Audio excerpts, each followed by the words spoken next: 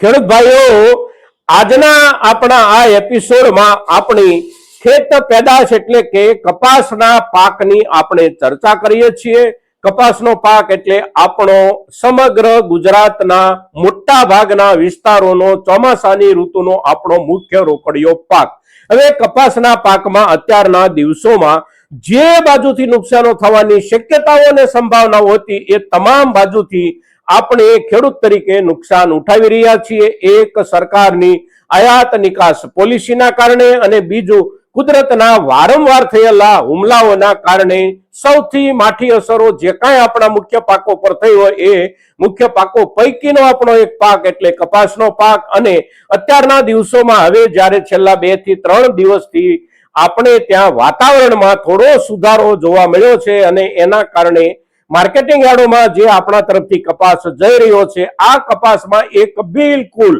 નવીન પ્રકારનો કપાસ જે બજારમાં આવી રહ્યો છે એ નવીન પ્રકારનો કપાસ એટલે આપણા ખેડૂતોને માટે પણ કલ્પના બહારનું ઉત્પાદન અને બજાર માટે પણ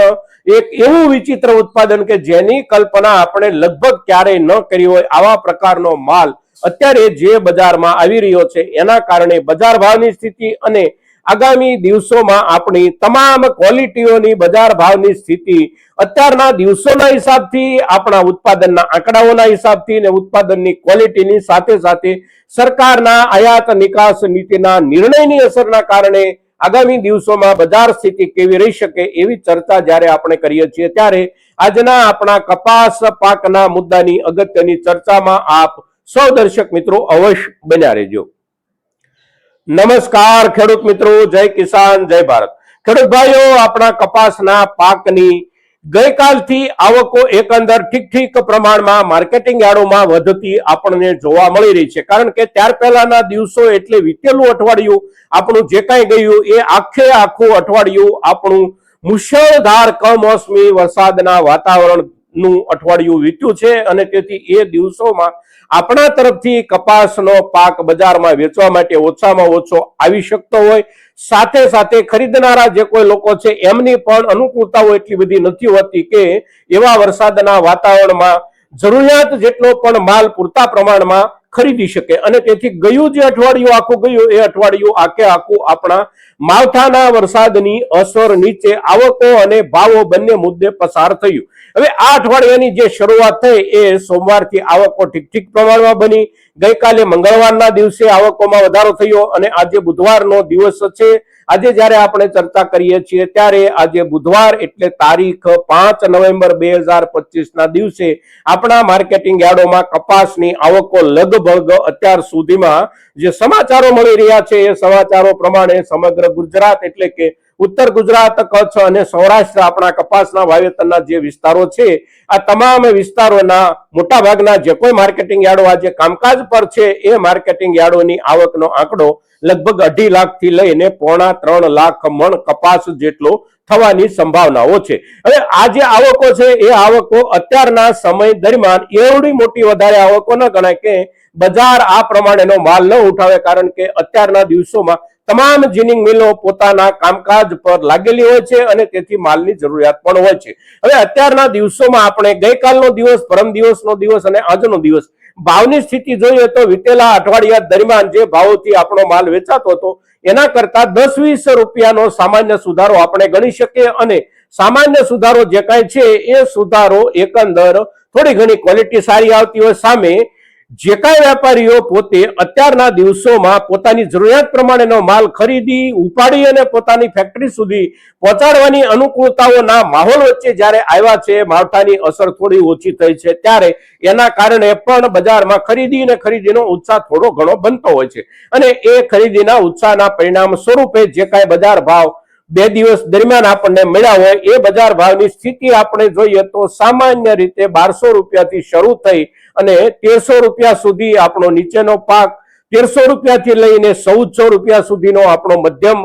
કપાસ અને એનાથી સારી ક્વોલિટી એટલે 1400 રૂપિયાથી 1500, સુપર બેસ્ટ ક્વોલિટી તો 1550 થી 1575 કે 80 રૂપિયા સુધી કોઈ કોઈ ખેડૂતોને ભાવ મળી રહ્યા છે. હવે આપણે જે એકદમ વિચિત્ર ક્વોલિટી કપાસની કહીએ છીએ, વિડીયોની શરૂઆતમાં જેની આપણે ચર્ચા કરી એ ક્વોલિટી કઈ છે, તો એ ક્વોલિટી એટલે બજારની પણ કલ્પના નહોતી, આપણી ખેડૂતોની પણ કલ્પના નહોતી, અને આવા પ્રકારનો કપાસનો પાક આપણે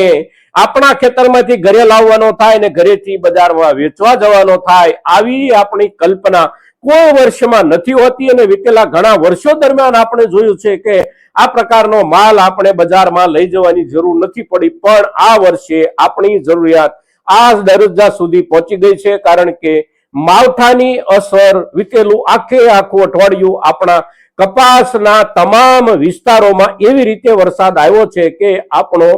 જે કાંઈ વીણવા લાયક કપાસ ખેતરોમાં હતો એ કપાસ દિવાળીના દિવસોના પર્વના કારણે આપણે સમયસર વીણી ન શક્યા, અને એના ઉપર જે વરસાદ થયો, ક્યાંક 2 દિવસ વરસાદ, ક્યાંક 3 દિવસ, ક્યાંક 4 દિવસ, અને કોઈ વિસ્તારોમાં આખું અઠવાડિયું આપણો તરડેલો કપાસ વરસાદની નીચે પલળતો રહ્યો, અને જે દિવસે વરસાદ ન આવ્યો એ દિવસે આખી રાત ઝાકળમાં કાળો થતો રહ્યો. પરિણામે આપણી પાસે અત્યારે જે વિનાટ આવ્યો વિતેલા દિવસો દરમિયાન, આ વિનાટ એટલે ઉગી ગયેલો કપાસ, અને આપણે બજારમાં અત્યારે ઉગી ગયેલો કપાસ લઈ જઈ અને વેચવો પડે આવી સ્થિતિમાં આવી ગયા છીએ. એટલે કે એક વિચિત્ર પ્રકારનો કપાસનો પાક એટલે ઉગી ગયેલો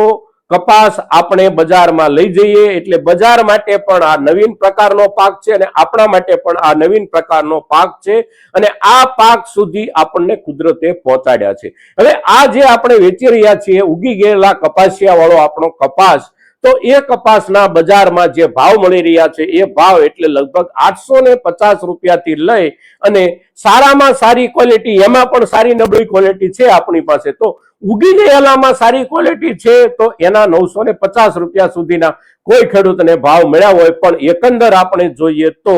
850 રૂપિયાથી લઈ અને 925 રૂપિયા સુધીમાં આપણે ઉગેલો કપાસ વેચી રહ્યા છીએ. હવે ઉગેલો કપાસ આગામી નજીકના દિવસોમાં હવે વરસાદ ન આવે તો આપણો નવો કપાસ ઉગવાનો બંધ થઈ જાય, પણ જે કપાસ ઉગી અને અત્યારે આપણે વીણવો પડે છે આ કપાસ તો આપણે એકંદર આની આસપાસના ભાવોથી જ વેચવાનો થશે. પણ સારી ક્વોલિટી આપણી પાસે વિતેલા સમયમાં જે કાંઈ વિનાટ થયો હોય અને અત્યાર સુધી સંગ્રહિત હોય ખેડૂતો પાસે આ ક્વોલિટી, અને હવે પછીના સમયમાં જે કાંઈ આપણે વીણવાનું થતું હોય એ વિનાટમાં સારી ક્વોલિટી જે કાંઈ આપણી પાસે આવશે, આ સારી ક્વોલિટીની બજારમાં એકંદર મોટા પાયે તંગી રહેવાની સંભાવના રોજે રોજ વધતી જાય છે. આ વર્ષમાં કપાસના પાકની આવકોની આપણી પાસે જ્યારથી શરૂઆત થઈ છે ત્યારથી આપણે ત્યાં મોટા ભાગના વિસ્તારોમાં કોઈને કોઈ રૂપમાં વરસાદ આવતો રહ્યો છે. છેક 9મા મહિનામાં પણ આપણે ત્યાં વિનાટ પર વરસાદની અસર થઈ હતી, ત્યાર પછી 10મા મહિનામાં પણ મોટા ભાગના વિસ્તારોમાં 1-2 વખત વરસાદની અસર થઈ, અને 10મા મહિનાના અંતિમ દિવસોમાં તો મોટા પાયે આપણે વરસાદનો સામનો કર્યો છે. એટલે આ વર્ષમાં ઉત્પાદન મોટા પાયે ઘટી રહ્યું છે. સાથે સાથે ઘટેલા ઉત્પાદન પછી ક્વોલિટી, સારી ક્વોલિટીના ઉત્પાદનમાં સૌથી મોટો ઘટાડો જ્યારે આ વર્ષમાં આવે એવું ચિત્ર સ્પષ્ટ થઈ રહ્યું છે, ત્યારે સારી ક્વોલિટીના માલની આગળના સમયમાં બજારમાં એક જે જરૂરિયાત ઊભી થવાની સંભાવનાઓ છે એ જરૂરિયાત એટલે ખૂબ મોટી તંગી સારી ક્વોલિટીના કપાસની, અને તેથી સારી ક્વોલિટીના કપાસના બજાર ભાવમાં આપણને આવનારા સમયમાં એકંદર લાભ થઈ શકવાની પૂરેપૂરી સંભાવનાઓ છે. હવે એ લાભ ક્યારે થાય અને કયા સમયથી એ લાભની શરૂઆત થાય, તો એને માટે આપણો સામાન્ય દરજ્જાનો કપાસ આવકોના રૂપમાં ક્યાં સુધી મોટા જથ્થામાં બજારમાં જળવાઈ રહે છે, સાથે સાથે વિદેશોમાં આપણે ત્યાંથી જે કાંઈ સારી ક્વોલિટીનું રૂ નિકાસ થાય છે, આપણે ત્યાંથી નિકાસ અવશ્ય થાય છે. કેટલાક દર્શકો ક્યારેક એવી કોમેન્ટ કરે છે કે આપણે તો રૂની આયાત જ કરીએ છીએ, નિકાસ નથી કરતા, પણ સારી ક્વોલિટીનું રૂ દુનિયામાં જ્યાં ક્યાંય જરૂર પડે છે ત્યાં આપણે ત્યાંથી જ મોકલવામાં આવે છે, અને આ વર્ષે સારી ક્વોલિટીના રૂની આપણે ત્યાંથી નિકાસ જે કાંઈ ગયા વર્ષોમાં થઈ હોય એ થવાની સંભાવનાઓ છે. એના કરતા પણ આંકડો નિકાસનો વધી શકે છે, પણ સારી ક્વોલિટીનું, એટલે સારી ક્વોલિટીનું રૂ આપણા દેશની પોતાની પણ જરૂરિયાત મોટા પાયે હોય છે, અને એની નિકાસની પણ સંભાવનાઓ અને શક્યતાઓ હોય છે. સામે સારી ક્વોલિટીના પાકના ઉત્પાદનમાં બહુ મોટો ઘટાડો જ્યારે આવી ગયો છે કુદરતના હુમલાના કારણે, ત્યારે આપણી પાસે આવનારો આ સિઝનનો સારી ક્વોલિટીનો કપાસનો જથ્થો રોજે રોજ ઘટી રહ્યો છે અને એની અસર આવનારા સમયમાં બજારમાં અવશ્ય પડશે. આપણે ત્યાં કેટલાક ખેડૂત મિત્રો ઘણી વખત આખી સિઝન કપાસ સંગ્રહિત રાખતા હોય છે. માર્ચ મહિનો વીતી ગયા પછી વેચવાની કોઈ ખેડૂતો શરૂઆત કરે અને કોઈ ખેડૂતો છેક એપ્રિલ કે મે મહિનામાં પણ પોતાનો પાક આખી સિઝનનો એકઠો કરીને વેચતા હોય છે. તો આ પ્રકારના આપણા જે કોઈ ખેડૂતો છે એ ખેડૂતો અને એ સિવાયના આપણા ખેડૂત વર્ગમાંથી જે કોઈ ખેડૂત ભાઈઓ સારી ક્વોલિટીનો પોતાનો ઉપજ કપાસનો પાક સંગ્રહિત રાખી શકે થોડા સમય માટે, તો અવશ્ય બજારના હિસાબથી ને ઉત્પાદનની મોટા પાયે ઘટના હિસાબથી બજારમાં સુધારાની શક્યતાઓ ને સંભાવનાઓ ખૂબ સારી બની રહી છે. અને આ સંભાવનાઓને શક્યતાઓને ધ્યાનમાં રાખી અને સારી ક્વોલિટીનો કપાસ અત્યારે સંગ્રહિત હોય તો પણ ભલે, અને આવનારા દિવસોમાં આપણો વિણાટ સારી ક્વોલિટીનો આવવાની શક્યતા અને સંભાવના જે કાંઈ છે એ વિણાટને પણ આપણે સંગ્રહિત રાખી શકીએ તો આગળના સમયમાં એના ઉપર લાભ થવાની સંભાવના બને છે. હવે બીજા ત્રીજા ક્રમનો આપણો જે કાંઈ કપાસ છે એ કપાસમાંથી કેટલોક પાક અત્યારના દિવસોમાં જે કાંઈ વિણાટ થઈ રહ્યો હોય એને આપણે ઝાઝા દિવસો તો ઠીક છે, પણ અઠવાડિયું 10 દિવસ માટે પણ સંગ્રહિત ન રાખી શકીએ, કારણ કે એની અંદર જે ભેજનું પ્રમાણ હોય છે એ ભેજના પ્રમાણના કારણે એનો ઝડપથી નિકાલ કરવો જરૂરી હોય છે. અને તેથી આવા પ્રકારનો પાક આપણે નિકાલ કર્યા વિના છૂટતો નથી હોતો અને અત્યારના બજારના ધોરણે પણ એનો નિકાલ કરી અને આપણે એ કપાસના પાકથી થોડું બચવાની જરૂર અત્યારના સમય પ્રમાણે દેખાઈ રહી છે. સાથે સાથે આયાતની સરકારની જે પોલિસી છે સંપૂર્ણપણે ડ્યુટી ફ્રી આયાતની, એની અસર જે કાંઈ થઈ રહી છે એ તો થઈ રહી છે જ. ઘાસડીના ભાવોમાં લગભગ 3 થી 4 હજાર જેટલો ઘટાડો સાંભળવામાં આવી રહ્યો છે. સાથે સાથે વિદેશમાંથી રૂ આયાતના સોદાઓની સંખ્યા જથ્થાના હિસાબથી પણ વધી રહી છે અને સોદાઓની સંખ્યાના હિસાબથી પણ વધી રહી છે. એટલે બીજા ત્રીજા ક્રમનો જે કાંઈ આપણો કપાસ આવશે એના ઉપર